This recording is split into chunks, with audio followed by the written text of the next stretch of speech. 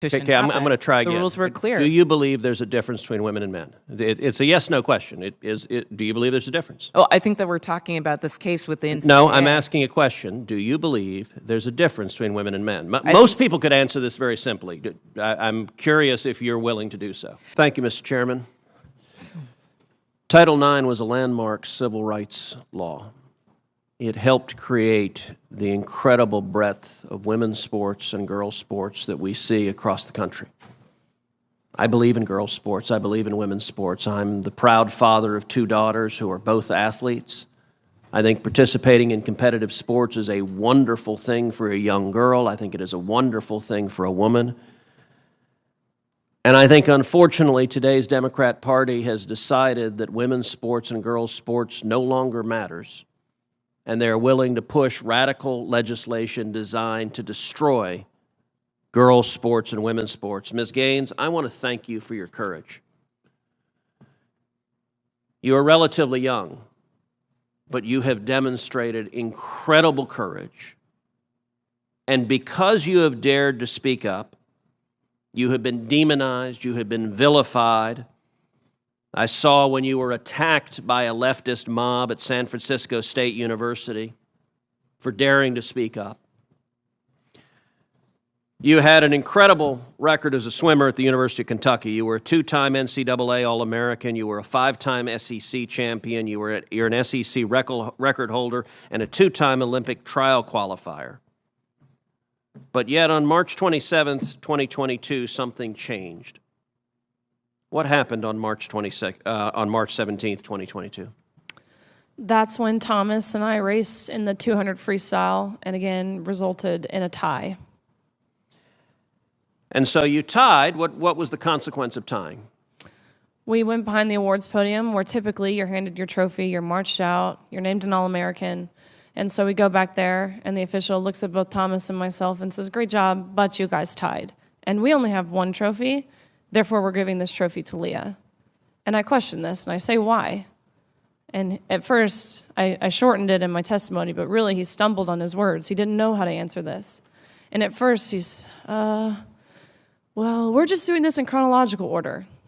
To which I further pressed, and I said, okay, well, what are you being chronological about? Because we tied. And if we're doing this off alphabetical order, G comes before T, so what are you being chronological about? To which this wasn't a script they had prepared for him. And he actually appreciated his honesty. He did say, we have to give the trophy for Leah because Leah has to have it for pictures. They've made that clear. Leah has to have the trophy for pictures. You can pose with this trophy, but you have to give yours back. You have to go home empty-handed. Leah Thomas takes the trophy home. End of story. Now let me ask you, as someone who's competed at the elite level, in your experience, is there a difference between women and men? Of course. I think we learned this at a very young age, watching even 12 and unders play. Going through puberty causes irreversible advantage, that no matter the training, no matter the diet, no matter any alterable change you can make, will overcome that male advantage. Especially in sports like swimming, where lung capacity matters so much. Even something as silly as throat size, men have on average a 40% larger throat, which sounds like it's nothing, but when you're grasping for air, that 40% larger throat makes a huge difference in athletic success, not to mention height. You guys know the differences. Ms. Robinson, do you agree with Ms. Gaines that there's a difference between women and men? If the question is about trans women... I'm just asking, is there a difference between women and men? What I can say is that the NCAA has rules in place. They've had rules in place for the last decade, and when this competition happened, I'm going to try again. The rules were clear. Do you believe there's a difference between women and men? It's a yes/no question. Do you believe there's a difference? Oh, I think that we're talking about this case with the NCAA. No, I'm asking a question. Do you believe there's a difference between women and men? Most people could answer this very simply. I'm curious if you're willing to do so. Oh, absolutely. I'm just putting it into the context of the conversation that we're having. I think that there are definitions related to sex. Is that a yes? So I'm trying to get a yes or no. I'm not trying to get a speech. Is there a difference between women and men? I think that there are definitions for biological sex. Okay, so you're not answering that. Let me ask you this question then. Why do women's sports exist? If you can't define a difference between women and men, why not abolish women's sports and just tell little girls to swim with little boys and see who wins? Oh, I'm simply saying that that sex is My different question, than gender. why and I do believe that women's sports have a great exist? value. I mean, Senator, I'll tell you right Ms. now. Robinson, please answer the question I'm asking you. Absolutely. Why do women's sports exist? I think that there are so many positive benefits to sports. But I mean, why have a we've talked separate about it here category for today. women? If there's no difference between women and men, why to have women's sports? I'm saying that there's a difference between sex and gender, and that the NCAA has rules in place, which they have for the last decade. Mr. Chairman, which I would determine like that to enter into related the to record an participation. article from Duke Law called Comparing Athletic Performances for the Best Elite Women to Boys and Men. And it goes through examining in 2017 the top records for women in the world in various track and field events. So, for example, in the 100 meter, the top record for women in the world was 10.71 seconds. Now, that record for the number one woman in the world in 2017 was, in the year 2017, broken by 124 boys under 18. In that same year, the record for the number one competing woman in the 100-meter dash in the world was broken by a total of 2,474 men. If the radical Democrat agenda to destroy girls' sports and women's sports succeeds, little girls will not have a chance to compete. So I ask unanimous consent that this article be entered into the record. Senator Kennedy. Thank you, Mr. Chairman, and thanks to all of our witnesses here today. Ms. Robinson, I want to follow up by trying to understand your answer to one of Senator Cruz's questions. And this is really a question, not a suggestion. Do I understand your position to be that there are two sexes, but there can be more than two genders? I wouldn't even say two, and we've got Dr. Lopez here as well, but there's also the definition of intersex. I think that often in these conversations we're conflating sex and gender, and I do want to affirm here that trans women are women. That is their gender. Okay, but I'm trying to understand. Do you make a distinction between sex and gender? Yes, sir. Okay, explain that. Just. Do you think there are more than two sexes? I believe that there's a definition for intersex as well that I want to acknowledge. But sex is assigned at birth. I'm just trying to understand. I'm thoroughly confused. So you're born, I'm talking about biology, male, female, and what else? I believe that intersex is also acknowledged. But again, I'm not a doctor here. What I can say does intersex mean? Is that there's a difference between sex and gender. And I think in these conversations we're conflating the two. Well, but I want to start with sex. Okay, there's male, there's female. When a baby's born, before the baby has had time to even have a sense of self, there's male, female, and intersex.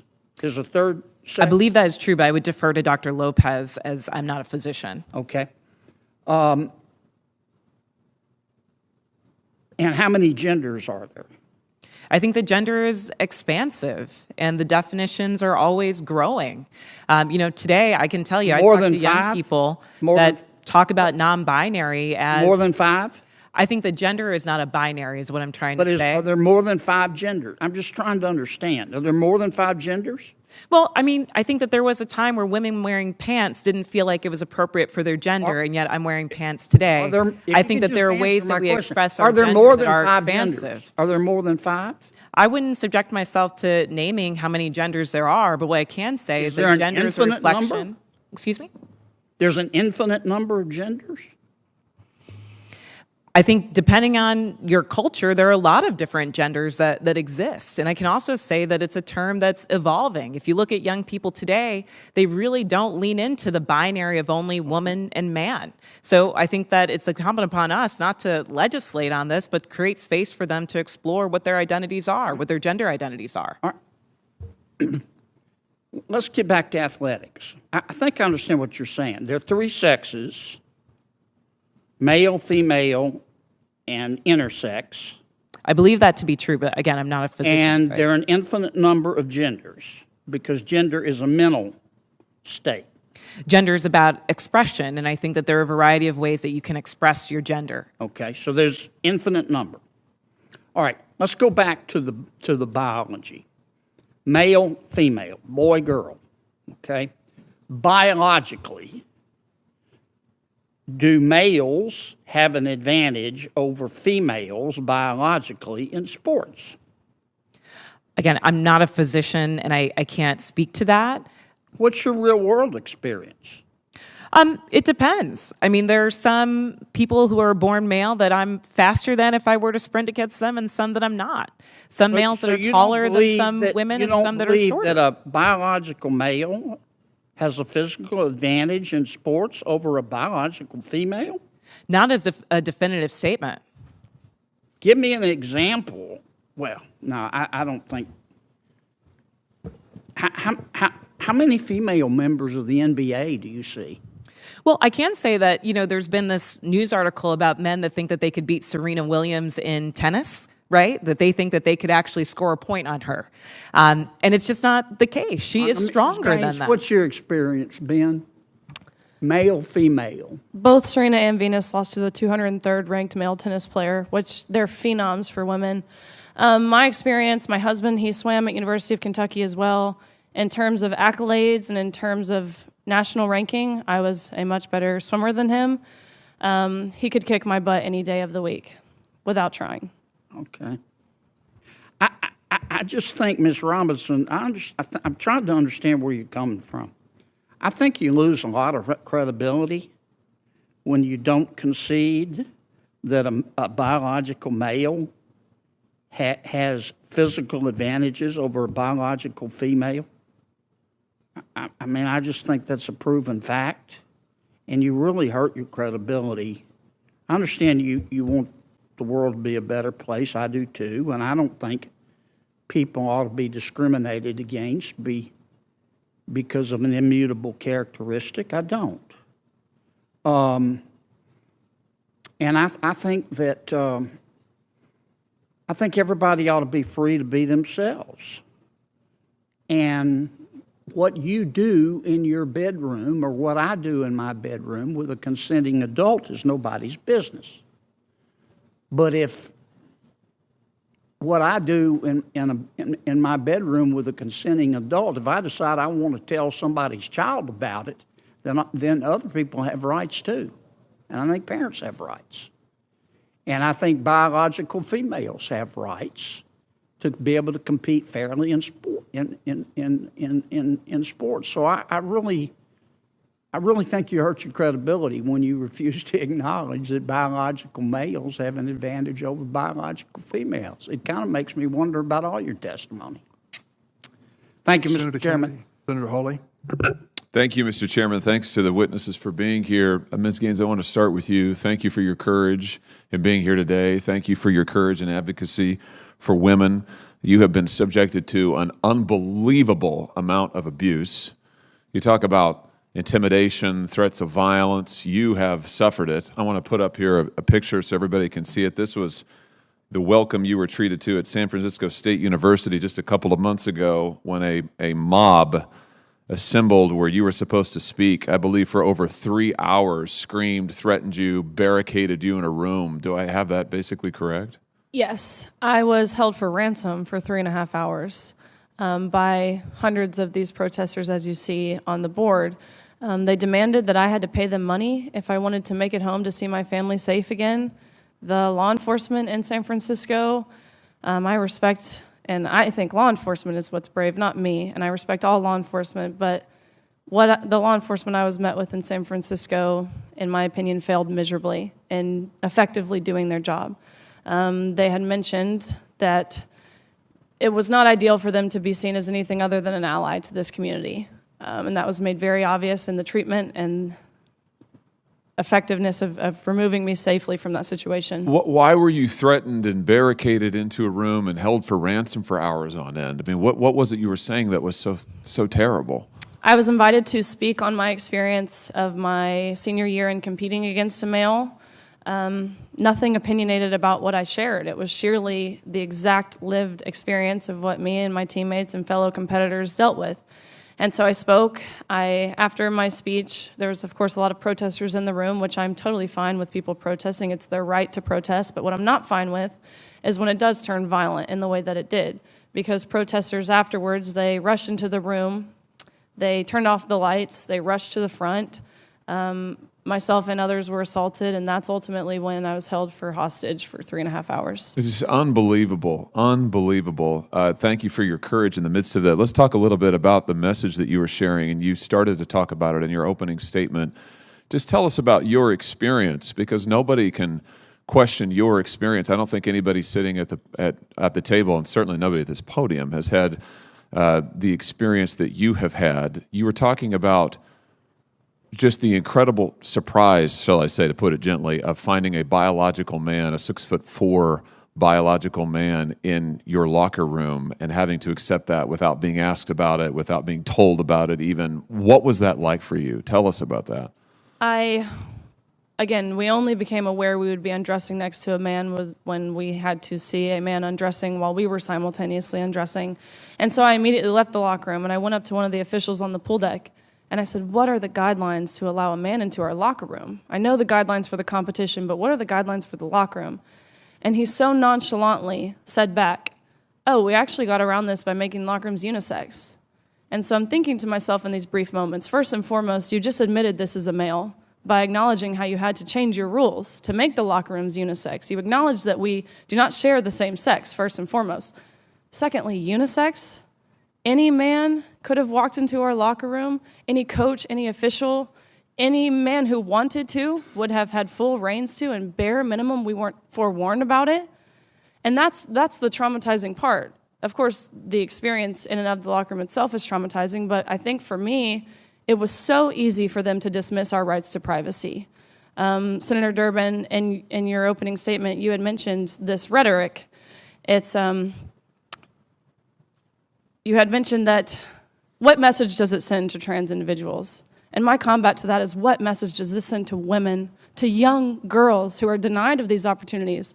So easily their rights to privacy and safety thrown out of the window to protect a small population, protect one group as long as they're happy. What about us? That is the overall general consensus of how we all felt in that locker room. Why do you think it is that the NCAA and so many people in power seem intent on just erasing your opinion, your views, the whole category of women? I noticed that recently you just posted this to social media about a message that Harvard was sending around, I think, to its swimmers, telling them, don't talk about Leah Thomas, don't share your opinions. If you get contacted by a member of the media, then refer that to the university. Don't say anything, for heaven's sake. Tell us about this. I mean, this has been your experience over and over and over. You're told as a woman to shut up, don't say anything. What's that like? That is continually happening. And if we do speak up, you're immediately labeled as some name. They will call you everything under the sun, whether it's transphobic, homophobic, racist, white supremacist, domestic terrorist. They will throw them all at you in hopes to deter you, in hopes to silence you. Leah Thomas's teammates, they were forced every single week to go to mandatory LGBTQ education meetings to learn about how just by being cisgender, they were oppressing Leah Thomas. They were told that they're not allowed to take a stance because their school has already taken their stance for them. They were told that you will never get a job, you will never get into grad school, you will lose your friends, you will lose your scholarship and playing time if you speak out. They told these girls that if you do speak out, and any harm whatsoever comes towards Thomas's way, whether that's through social media, whether that's physical, mental, emotional harm, then you are solely responsible, and you could be responsible for a potential death. And you don't want that, do you? Of course not. Who would ever want to be responsible in a potential death? But that is the emotional blackmail that is plaguing this country, especially in universities. Last question, and I'll ask this and then give you a chance to respond, and I'm done with this, Mr. Chairman. Let me give you a chance to respond to something that Leah Thomas said recently, publicly. She said this publicly. They're using, this quote now, they're using the guise of feminism, they meaning you, using the guise of feminism to sort of push transphobic beliefs, meaning you advocating for women, women's rights, is actually just a cover for transphobia. Do you want to respond to that? Feminism is not a fluid term. The original And the meaning of what it means to be a feminist is to uphold, respect, honor, embrace, and celebrate women on our own physical ceilings, our own uniqueness. That term has not changed. And what this really is a male mansplaining what it is to be a feminist, which I honestly think is pretty ironic, and it's something we've seen before.